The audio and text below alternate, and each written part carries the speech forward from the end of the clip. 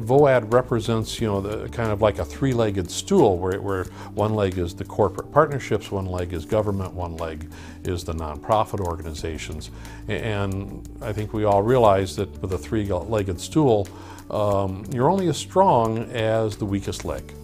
And so all three need to be working together in order for it to work well. We had a concept called the Tent City, a volunteer city in Yazoo, whereas when people got there, they were able to capture what those identified needs were and coordinate those and distributed them to the different organizations. We had the Baptist and Corps that had groups in that had chainsaw teams that we were able to say, well, there's a request for, this area that need assistance. We had the AmeriCorps, whereas we needed some those trained volunteers coming in. We were able to guide and direct them to where they were needed. Realizing that what the Red Cross and where we had shelters, we were easily able to share that information with our partners so that they could share if people needed to go to shelters or needed to go somewhere to get fed, that information was easily and readily coordinated and available. We began this effort because instead of having people from the different agencies spread out across town, it was much easier to have it in one location where they could pull up, stop, get out, and go and see the different agencies that they needed to see for assistance. It worked out really, really well. Not only with our Governor's Fund, but in other partnerships with them, we know that this organization that is a member of VOAD is a vetted organization. It's an organization that's on the ground doing the work, and we have a certain comfort level there with the ability of that organization to manage what's going on, whether it's through physical donations or monetary donations.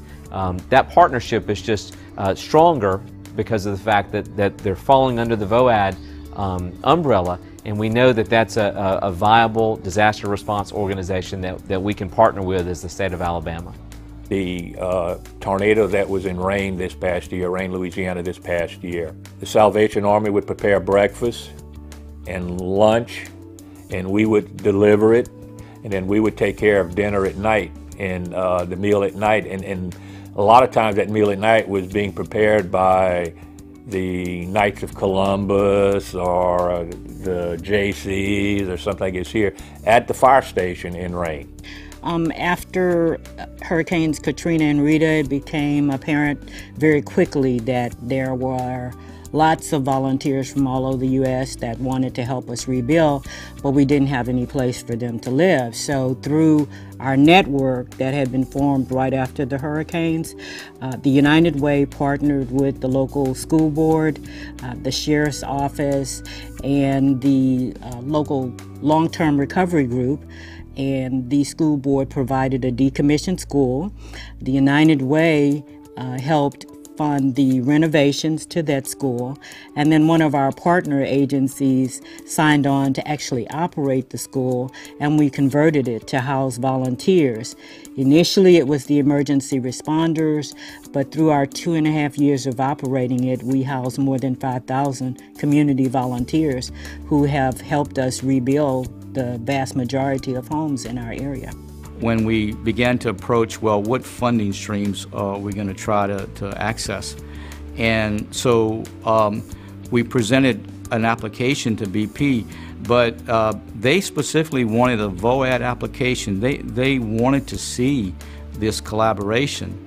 So I think for us it was important that the Louisiana VOAD and the different VOADs across the Louisiana Gulf Coast, and for that matter across the whole Gulf Coast, began to think about the funding and how to approach it, and the idea that the VOAD structure was the structure that was recognized as legitimate and credible, and that's the structure that the funders wanted to fund.